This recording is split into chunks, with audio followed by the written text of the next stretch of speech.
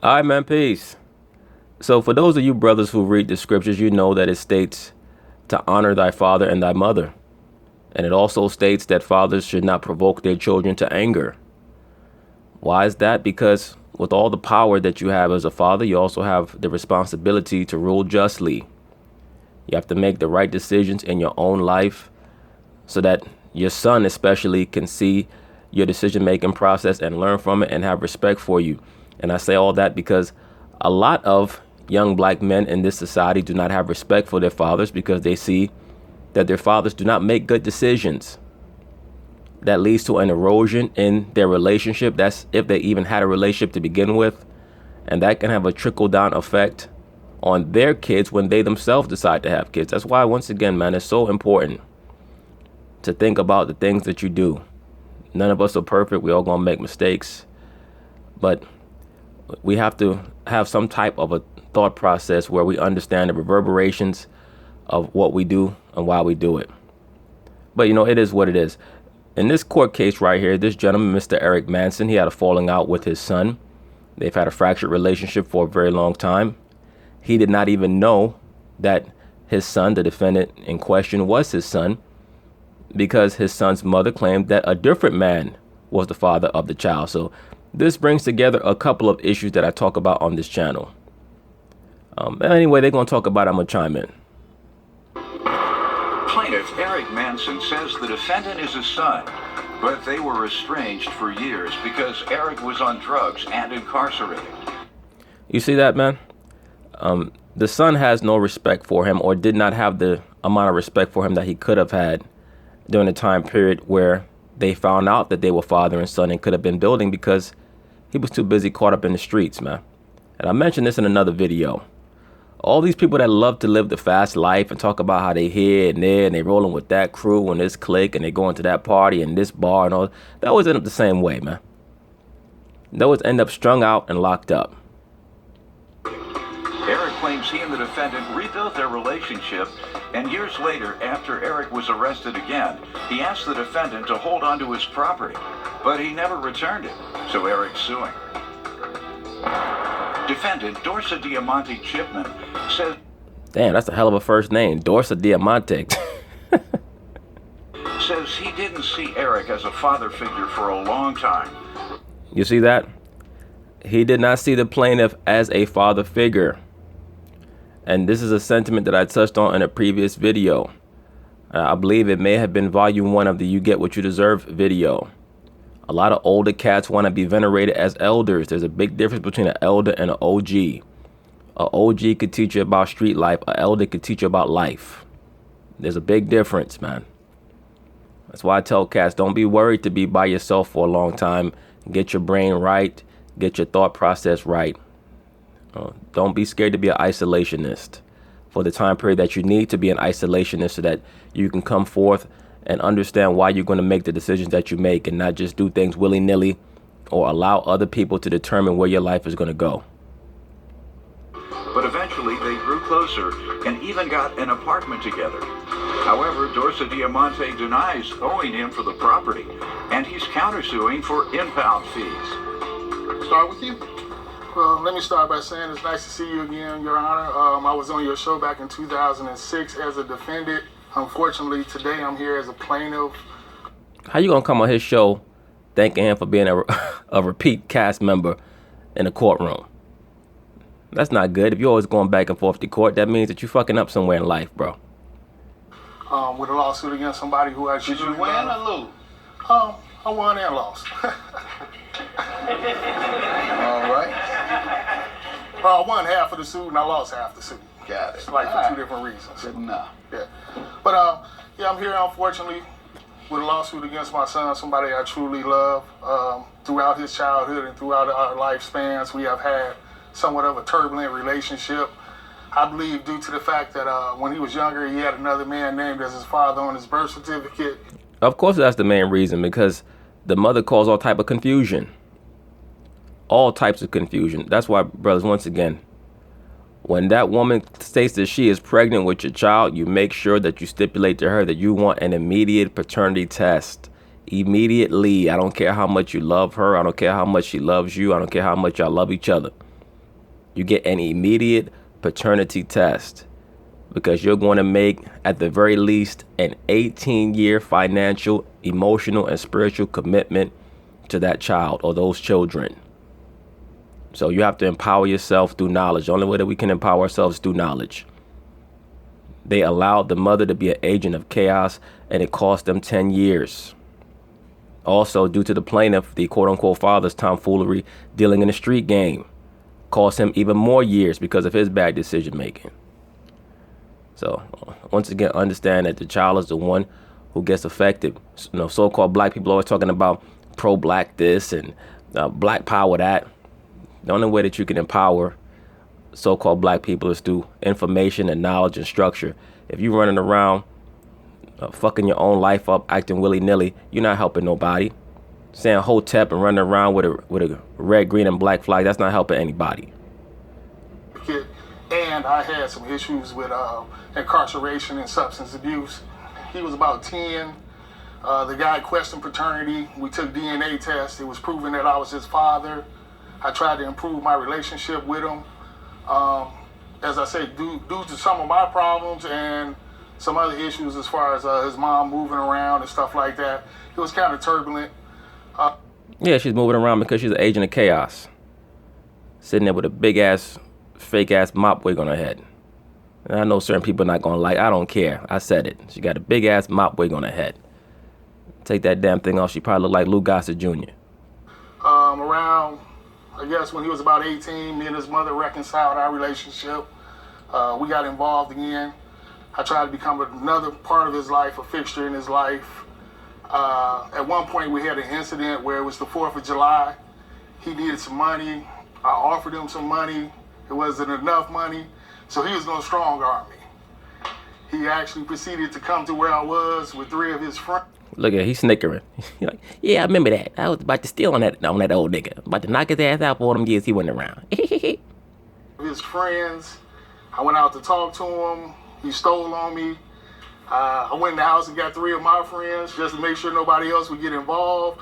Was he on crack? No, I hope not. I think Only a crackhead. That's a crackhead move.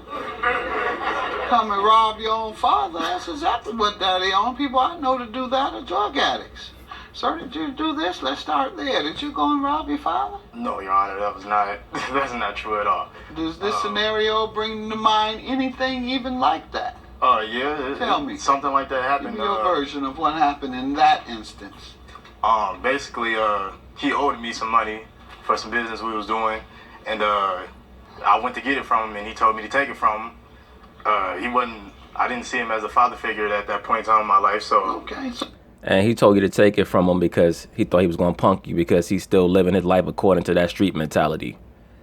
That's why I say there's a big difference between an OG and an elder. Big difference. He tried to play his son because he thought that he could. So he's the one who created that dynamic where they ended up fighting. That's why he ended up having to go run back and get his old head friends to watch his back, make sure he didn't get jumped, because that's how he operates. Then certain people, like that, who operate according to the code of the street, I don't care how much they clean up. When they're confronted with an adverse situation, they're going to revert back to the street code. So you have to be very wary if you're going to try to do business with people who come from the street and act like they've cleaned themselves up.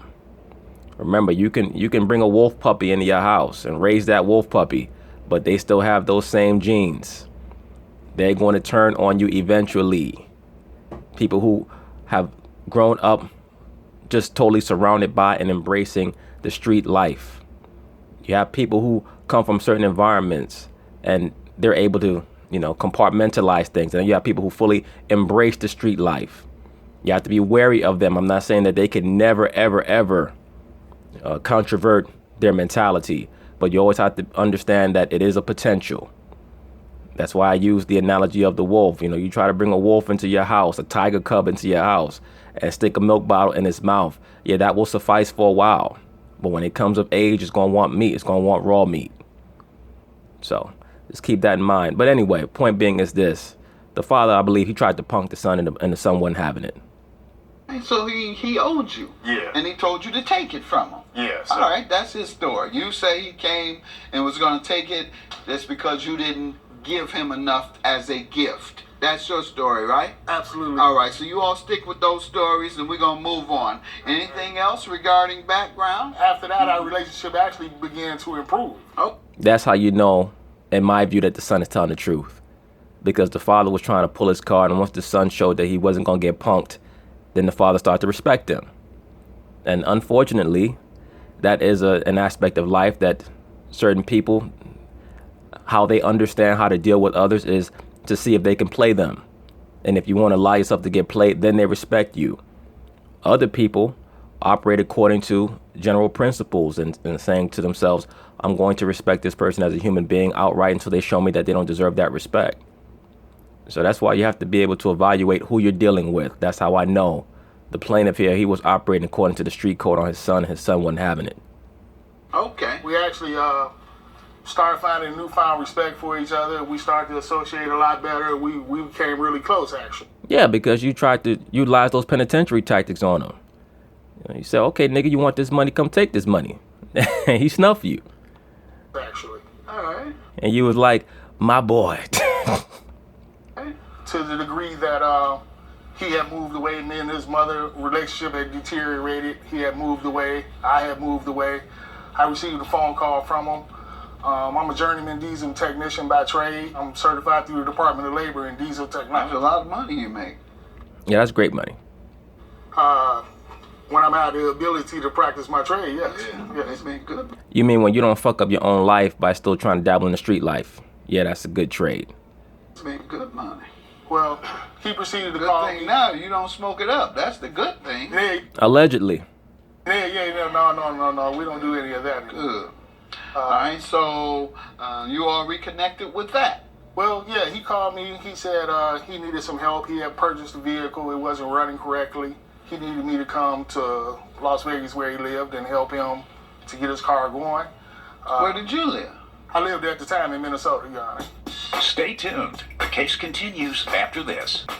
You give me some background. Yeah, basically, Your Honor, me and him actually had an apartment together out there in Las Vegas, and reason, basically, for him being arrested and I don't know anything about that, so Well, you yeah, want he to was- jump right into the he was the arrested. content. Yeah, he Now was he has to arrested. tell me about that. So you're suing him about property. What happened? Well, actually, what happened was, Your Honor, that as he stated, me and him, we ended up having an apartment together in Las Vegas.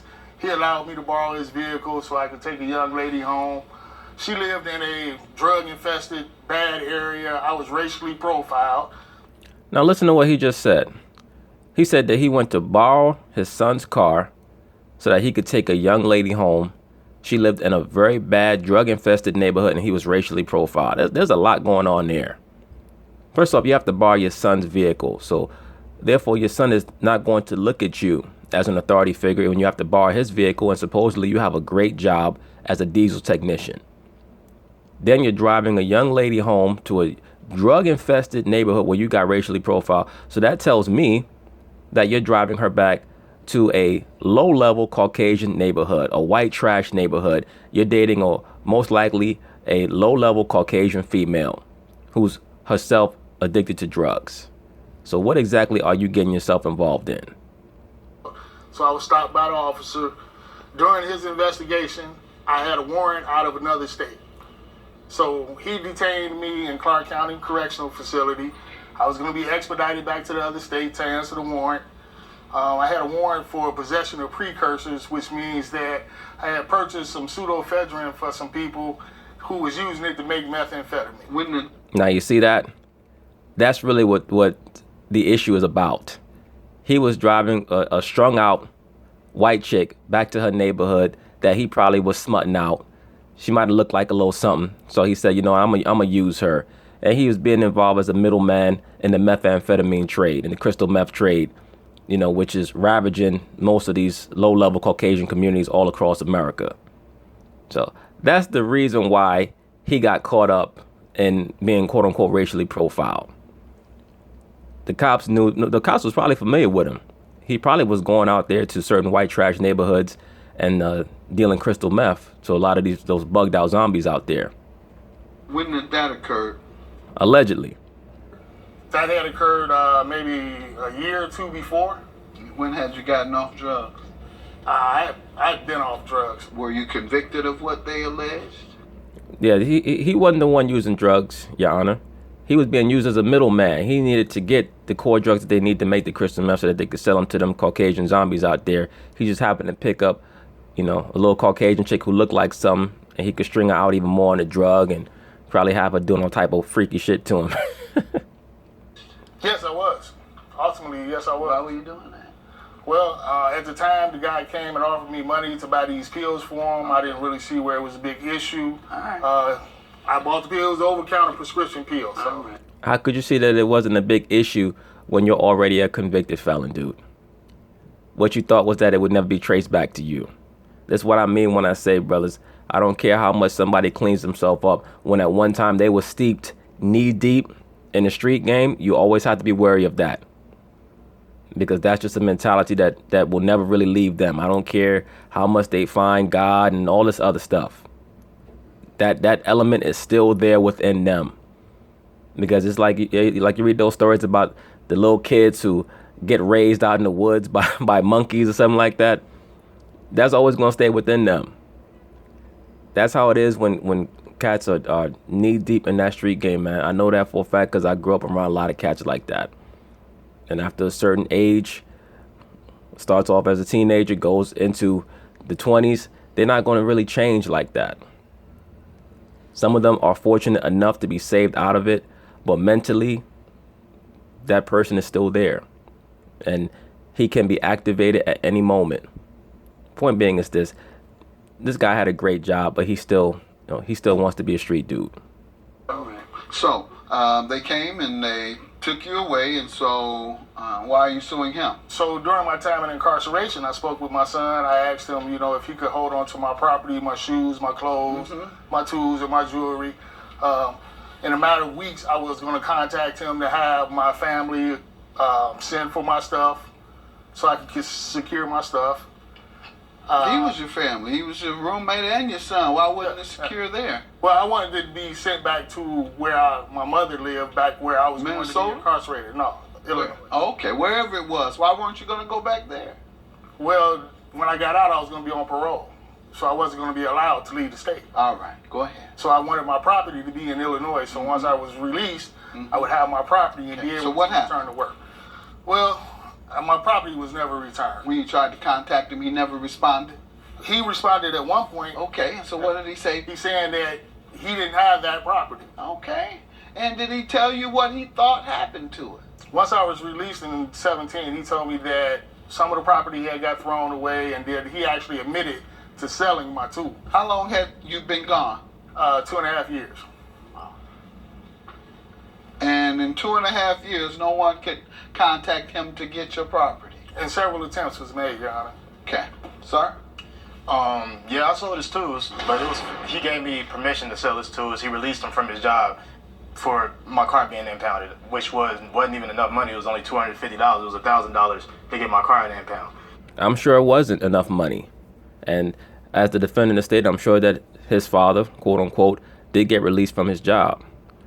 And if this is the reason why he's suing his son, really, if he was trying to give his son a proper example of propriety, he should have let it go. Because he got his son's car impounded, running around still trying to play a street dude on the side while he had a great job as a diesel technician. If you're trying to set an example as a father, why are you doing all that? And now on top of that, you're trying to run him through the court system. So I still had to come out of pocket $750. As of his clothes, shoes, and jewelry, he had a friend of his come to the apartment where we were staying to get all of that. Did you all discuss him getting the tools and selling them in exchange for to get his car out of impound? I never even knew his car was impounded. At the time of my arrest, the car was legally parked. The officer surrendered the keys to me. Sir. What? Thank you, sir. Thank you, Your Honor. He's about to chastise him sharply and good. How the hell are you going to, tell somebody that you got arrested because of an outstanding warrant and you think that they're just going to leave the car there just chilling? Weren't you a crackhead? Huh? Were you or not? No, I wasn't. What type of dope fiend were you? I used powder cocaine. Okay, so you were a cane head. So, during your years, you saw everything going down. Yes, sir. You know that anytime you get pulled over for a violation and you have a warrant on you, they just don't take you and leave the car. They take the car and impound it. Absolutely, because the car is property of the state anyway. Your vehicle is not yours. Your car is property of the state. Talking about you don't know whether they impounded. I don't think I know. They did. All right. So your counterclaim for $750 is for what? The impound fees? Yeah, the impound fee. All right. And so you say the other person came and picked his other things up? Yeah. You saw him. Yes. Who was this other person? I don't remember his name. How did exactly. he get in?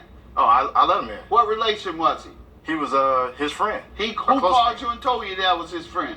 We knew him. We hung out with him. We had. You just said you don't really know him. I mean, I don't know his I don't name. know. Like You don't know his name. You just hung out with him. Be Well, I know- careful. I You're know- going to end up locked up like him. I agree. Be careful who you associate with. But let me say this. It's very clear that the defendant is lying about this friend who came to pick up the plaintiff's property. And that's what I'm talking about when I speak about the trickle-down effect of you being a father and you having low morals. That will start to infiltrate your child because that's all they know is what they're learning from you. They're learning from you to try to sneak and hustle your way out of every situation. Now the defendant is trying to sneak and hustle his way out of this situation because it's very obvious that he sold the tools and he most likely pawned the clothes and the jewelry as well, trying to make up the difference in his car getting impounded. And I don't blame him for that.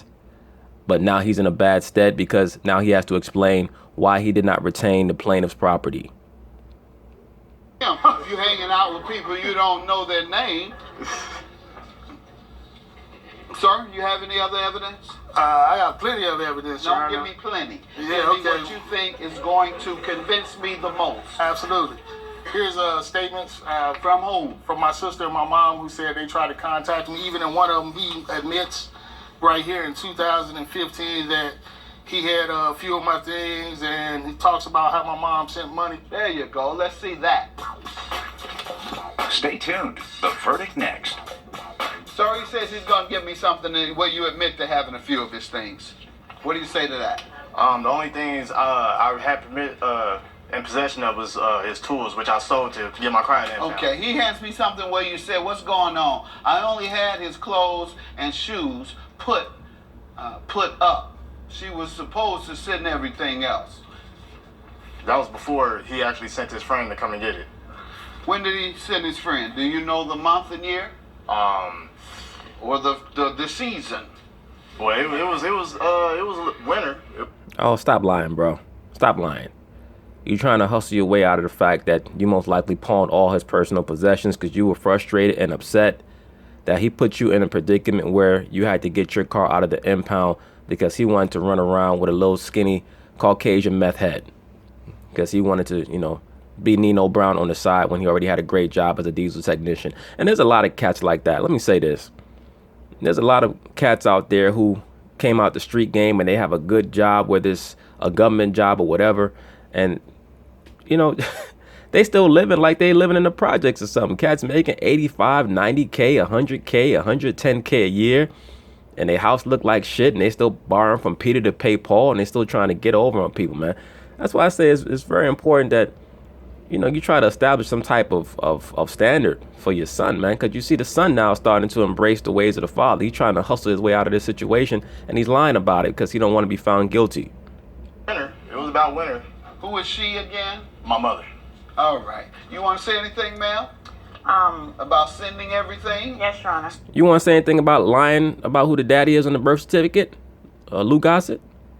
State your name. Deantronice Chipman. Okay, and your son said you were supposed to send everything else. Well, I did attempt to send Eric's paperwork.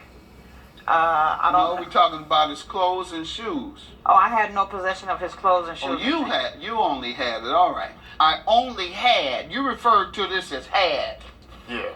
Had means you don't have them anymore. Well, I was actually referring to the paperwork more. No, you said clothes. I had his clothes. That's what you're saying. No, you didn't say anything about paperwork. I only had his clothes and shoes. Had means you don't have it. for a guy to come later. Your claim is dismissed. Yours is granted. Have a good day.